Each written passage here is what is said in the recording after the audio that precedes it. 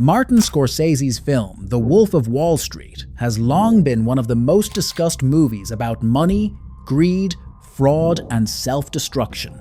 The story of Jordan Belfort, played by Leonardo DiCaprio, looks so insane that it is often perceived as satire pushed to the point of absurdity. But the film really was based on the memoirs of an actual stockbroker, criminal, and founder of Stratton Oakmont. However, the question is not whether Jordan Belfort existed. The question is something else. How much can we trust the version of events that he told about himself? Many episodes in the film have a real basis, but some details were exaggerated, changed, or presented in a way that better served the image of the main character. Belfort was not just a participant in this story, but a man who spent years building a myth around himself. That is why any analysis of The Wolf of Wall Street inevitably turns into an attempt to separate facts from self-promotion, cinematic dramatization, and outright fiction. One of the most recognizable elements of Jordan Belfort's image is the nickname The Wolf of Wall Street itself. The film creates the impression that people around him called him that back during the rapid rise of Stratton Oakmont. In reality, there is no evidence of this. In his memoirs, Belfort writes about his own life as if it were a stage, and the Wolf of Wall Street were performing for an imaginary audience. Later, that audience did indeed become real. The book was published, then Scorsese's adaptation appeared, and the image became firmly fixed in popular culture. But judging by the available information, before the book was published, no one regularly called Belfort the Wolf. Most likely, it was an artistic self-given name that he created after the fact. At the same time, this device reflects the nature of the film very well. The Wolf of Wall Street is not trying to be a strict documentary reconstruction. It is a black comedy built on grotesque exaggeration, self-exposure, and absurd energy. Jordan Belfort in it is neither a hero nor a role model, but a man who turns his life into a performance and remains blind to his own downfall, even when everything around him is already collapsing. In this sense, the film is often compared to American Psycho. There, too, what matters is not the literal accuracy of every event, but the exposure of a world where wealth, status, and success turn into a painful form of self-deception. A similar parallel can also be drawn with Catch Me If You Can, where Leonardo DiCaprio played another real-life fraudster, Frank Abagnale. His story was also long perceived as true, although it later turned out that a significant part of it had been invented or greatly exaggerated. One episode in the film seems too symbolic to be true. Jordan Belfort begins his career as a licensed broker on the very day of a stock market crash. Nevertheless, this really happened. After he joined the firm L.F. Rothschild, Belfort's first working day fell on October 19, 1987, the day that went down in history as Black Monday. By the end of trading, the market had fallen by 508 points. It was the steepest drop since the crash of 1929. The Dow Jones Index lost about 22%, which became the largest one-day drop in its history. The crash affected markets around the world and once again stirred fears of a new Great Depression. For Belfort, the consequences were direct. Because of the financial blow to the company, he was soon fired. At first glance, this episode may seem like just a biographical detail, but it was one of the turning points. If he had not been dismissed after the crash, the story of Stratton Oakmont might never have begun at all. The character Donnie Azoff, played by Jonah Hill, was based on Belfort's real partner, Danny Porush. In reality, Porush was Belfort's right-hand man at Stratton Oakmont and one of the most striking figures in the entire story. But the film noticeably changed the circumstances of their meeting. In the movie, Donnie is shown as a children's furniture salesman who quits and goes to work for Belfort after seeing his paycheck. In real life, Porush met Belfort through his wife, not through a chance encounter in a cafe. He also denied many of the scenes shown in the film, including the famous story about dwarf tossing. According to him, that episode never happened, and the idea itself was allegedly rejected by Belfort as too insane. Porush also confirmed that no one at the company called Belfort the Wolf or the Wolf of Wall Street. Some dramatic episodes in the film were also transferred from one person to another. For example, the scene in which Belfort saves Donnie from choking on food after using substances does not match reality. Belfort really did perform mouth-to-mouth resuscitation, but not on Porush, on another friend of his. Porush was also not on Belfort's yacht when it got caught in a storm and sank. In reality, another group of friends was there, and they were rescued by the Italian Coast Guard. At the same time, it cannot be said that the film completely invented the wild atmosphere surrounding Porush. On the contrary, many considered him even more extreme than Belfort himself. He really was a man around whom the strangest stories circulated, and many said that he gave the word crazy a whole new meaning. One of the strangest and most unpleasant episodes in the film is connected with Jonah Hill's character eating a goldfish. This moment looks like typical cinematic hyperbole, but the scene was based on a real incident. Danny Porush himself admitted that he once really did eat one of an employee's goldfish in order to send a message and make an impression. It was part of the toxic corporate culture that reigned at Stratton Oakmont. Humiliation, demonstrative cruelty, competition in madness, and constant testing of the limits of what was acceptable. It is also true that Porush married his cousin. The story also includes an episode in which he took Belfort to a place associated with the use of illegal substances. After the Stratton Oakmont schemes were exposed, Porush spent 20 months in prison. One of the most discussed aspects of the film is the insane corporate parties, the excessive use of substances, the invited women, and the atmosphere of complete moral collapse. These scenes are often perceived as deliberate exaggeration, but much of it really did correspond to reality. Parties were regularly held at Stratton Oakmont, where employees crossed every imaginable line. According to Belfort's recollections and other accounts, sex workers really were brought into the office. One woman was paid to shave her head. This episode also made it into the film. Belfort claimed that some incidents occurred after he had already left the company, but the overall atmosphere in the film was conveyed quite closely. Moreover, according to him, Scorsese even toned down what happened compared with reality. In any case, it is important to understand that these scenes are not simply background entertainment for the viewer. They show an environment in which money, power, and impunity destroyed people faster than any external circumstances could. One of the most controversial aspects of the film is how it portrays Belfort's victims.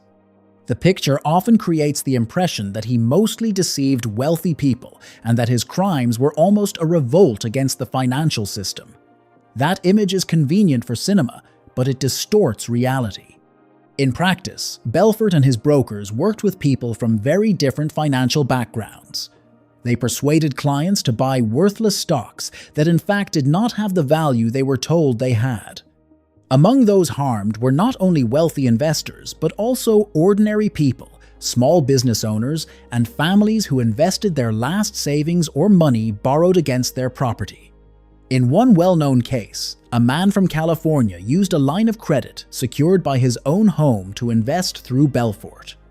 After that, his financial situation suffered seriously. Stories like this fit poorly with the image of a financial Robin Hood who supposedly took money from the rich and turned the system against itself. That is why, after the film was released in 2013, controversy arose around the picture. Many criticized Scorsese for focusing primarily on the luxurious life of a criminal, while the suffering of the victims remained almost off-screen. The real people on whom the story was based also disputed part of what was described in Jordan's memoirs and shown in the film. Nadine Macaluso, the real-life prototype for Naomi, played by Margot Robbie, noted that the film may be accurate from Jordan's point of view, but it does not reflect an objective picture and does not take her own view of their marriage into account. Later, Nadine received a PhD and became a specialist in relationship trauma. Belfort always tried to present Stratton Oakmont as a company with great ambitions and good intentions. But in fact, the firm regularly crossed the line of legality and used a scheme called pump and dump.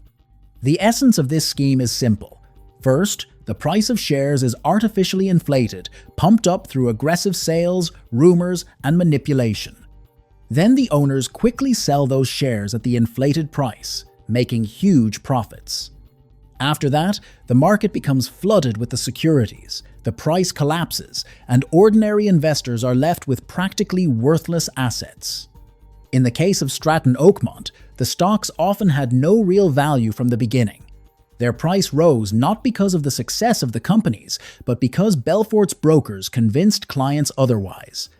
His subordinates spread the necessary rumors and created artificial excitement so they could get rid of the securities as quickly as possible and leave the losses to those who believed their promises. To make such a scheme work, Belfort needed a special kind of employee. People came to Stratton Oakmont who were desperately in need of money. Many of them were poorly educated and had no serious experience in finance. For an ordinary company, that would have been a problem, but for Belfort it was the perfect environment. He could shape them to his needs, turning them into aggressive salespeople ready to do anything for money. Inside the firm, they were even called Strattonites.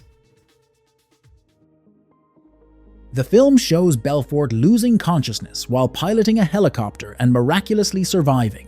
This episode is also based on real events. In 1993, Belfort was flying to his estate on Long Island and nearly steered the helicopter straight into Little Neck Bay. Despite the state he was in, Belfort insisted on landing. The co-pilot suggested that he close his left eye to deal with double vision. This exact detail made it into the film. The landing was disastrous. The helicopter hit the ground, rose into the air again, and then finally crashed. It is astonishing that Belfort survived. Even more astonishing is the fact that the same pilot later became the captain of his yacht during another dangerous incident. The yacht story in the film looks almost like a myth about punishment for arrogance. Belfort, under the influence of substances, demands that they go through a storm, after which the luxury vessel ends up in distress. In reality, the circumstances were different, but the essence of the events was indeed conveyed. In the film, the character sets off by yacht from Italy to Monaco in order to then get to Switzerland. In real life, the route and details were different. Belfort was traveling with 7 guests, including his wife, and was heading towards Sardinia. It was the state he was in that pushed him toward the decision to go through the storm.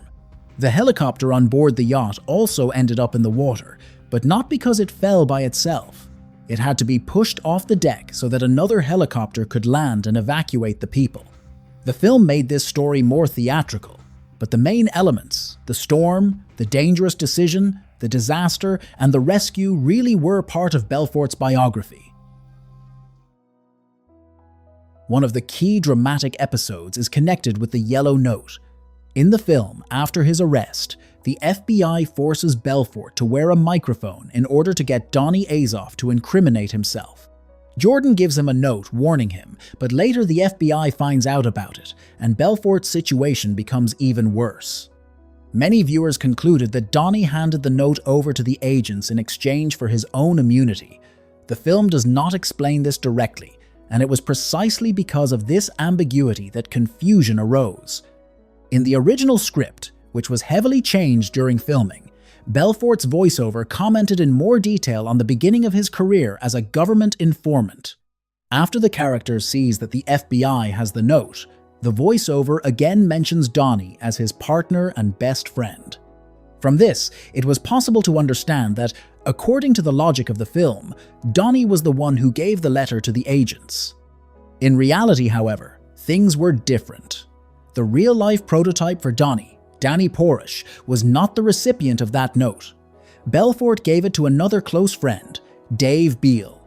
To this day, Belfort claims that he does not know how the FBI learned about the note, but the fact remains, the warning did not disappear and instead became one of the pieces of evidence against him. The famous shoe designer Steve Madden appears in the film. His role seems small, almost like a cameo, But in reality, Madden's connection to the Stratton Oakmont story was much more significant. Steve Madden had been friends with Danny Porush since childhood, and through him he became drawn into illegal activity. In the end, he received a sentence of 41 months in prison. In Belfort's memoirs, his role is revealed in much greater detail than in the film. According to Belfort's version, Madden was connected to him not only through business, but also personally. He supposedly even suggested jointly running his shoe company. Madden would handle the design, while Belfort would handle production and distribution. After leaving Stratton Oakmont, Belfort worked for Madden for a while, but over time their relationship deteriorated. Later, Madden was found guilty of stock manipulation, money laundering, and securities fraud.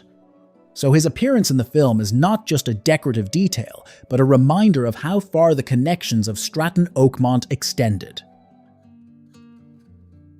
Belfort tried to launder money obtained through crime via Switzerland. He was helped by a Swiss banker, whom he had met through one of the Stratton Oakmont employees. The key moment was that the banker was arrested in the United States on other charges that were not directly connected to Belfort's case. Neither the FBI nor Belfort himself disclosed all the details of this part of the investigation, but it was the banker's arrest that became one of the factors leading to Jordan's downfall. Later, Belfort pleaded guilty to securities fraud and money laundering. He was sentenced to 4 years in prison and ordered to pay $110 million in restitution to the victims. However, years later, a significant part of that amount had still not been paid. The Stratton Oakmont team in the film looks like a collection of colorful losers, former dealers in illegal substances, and people whom Belfort turns into aggressive brokers. Most of these characters did have real-life prototypes, although their biographies were simplified in the film. Chester Ming is based on a real person named Victor Wang. In Belfort's memoirs, his role was much more important than in the film. Victor wanted to open his own firm, and Belfort viewed him with suspicion.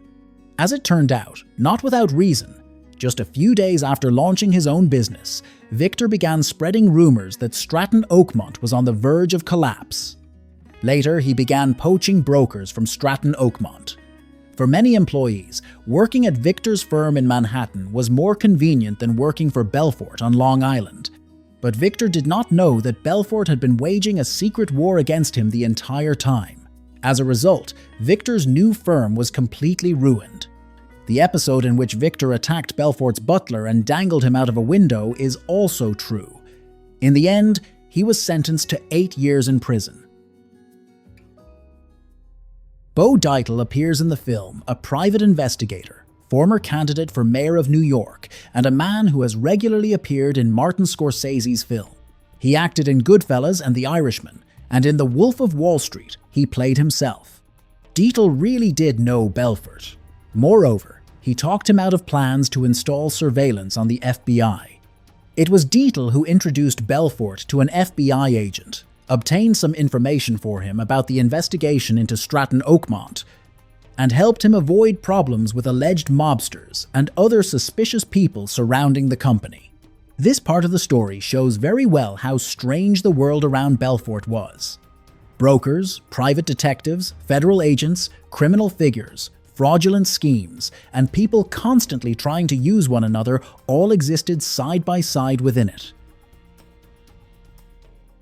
The film lowers Belfort's age at the start of his career. In reality, he began working as a broker at the age of 25 when a family friend helped him get a trainee position at LF Rothschild. Belfort was also not as poor as he sometimes tried to portray himself.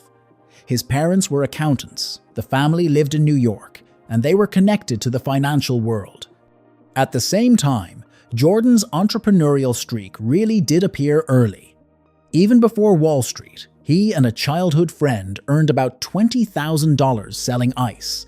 He planned to use that money to attend the University of Maryland Dental School, but he lasted only 1 day in dental college.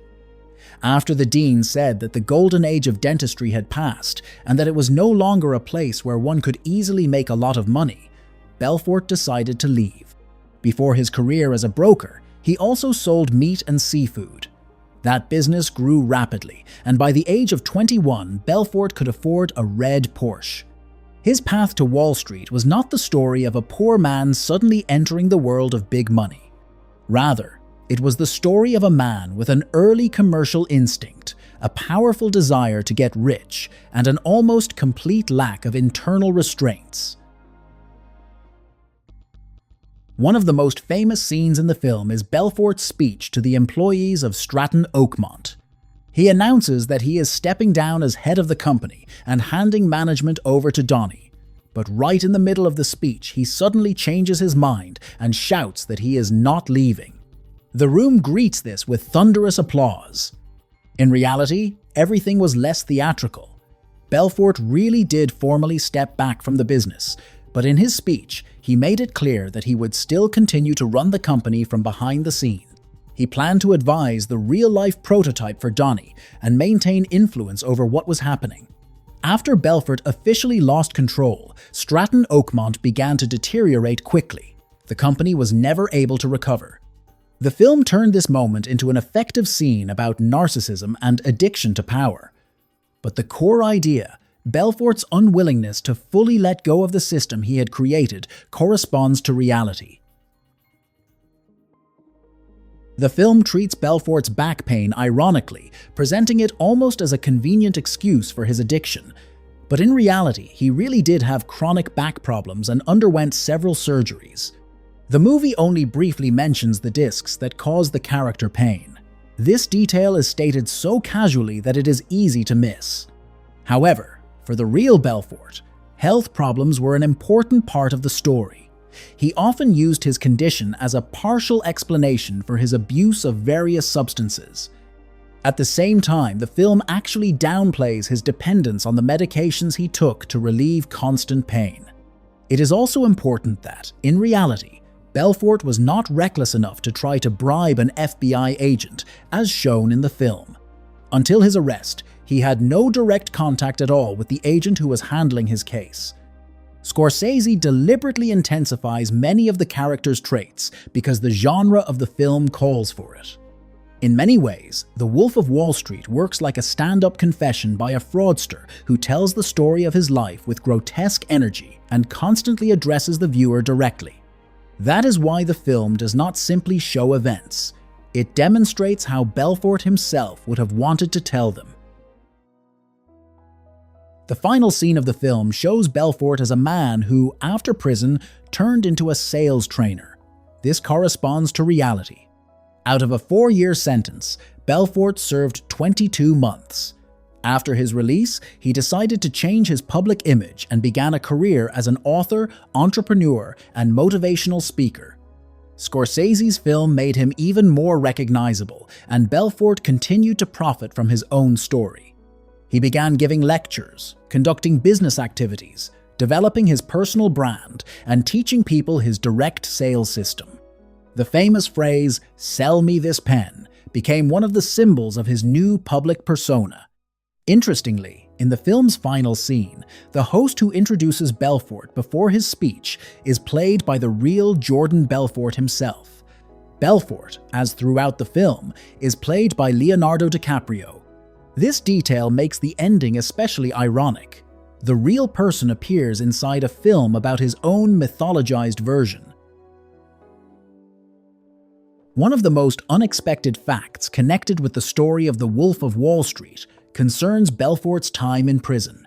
His cellmate was Tommy Chong, a well-known actor and cult figure associated with comedy counterculture. According to Belfort, it was Chong who inspired him to write his memoirs. He found Jordan's stories endlessly amusing and convinced him that the material could become a book. Without those memoirs, Scorsese's film probably would never have existed. Thus, Belfort's criminal biography received a second life, this time as a commercial product. First came the book, then the film, then speeches, podcasts, seminars, and a new business built around an old reputation. After the release of The Wolf of Wall Street, Jordan Belfort became a much more famous figure than he had been after leaving prison. His crimes had already made him notable, but it was the film that turned him into a character of global pop culture.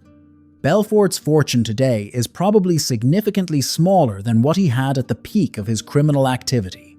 Nevertheless, he continues to earn mainly as a speaker. His fees for appearances are estimated in the tens of thousands of dollars, and sales seminar fees can be even higher. At the same time, the disputes around him continue. Some believe that he really uses his experience as a warning and takes responsibility for the past. Others believe that Belfort is still capitalizing on crimes that harmed real people and that he does not fully understand the scale of the damage he caused. In 2020, Belfort sued the producers of The Wolf of Wall Street, accusing them of fraud and demanding $300 million in compensation. He claimed that the producers from Red Granite were involved in a multi-million-dollar embezzlement scheme and used stolen money to purchase the rights to adapt his story. This detail looks almost like a continuation of the film itself. A story about a fraudster, told in a film, turns out to be connected with new allegations of fraud surrounding the adaptation itself. Many of the film's inaccuracies do not make it less significant. On the contrary, they help make clear that what we are watching is not a court transcript or a documentary chronicle. The Wolf of Wall Street is a film about a myth that a person creates around himself, so he does not have to see his own destructiveness. In the film, Belfort constantly speaks directly to the viewer. He controls the story, jokes, justifies himself, boasts, turns crimes into anecdotes, and does not immediately allow the audience to distance itself from his charisma. But that is exactly where the trap lies.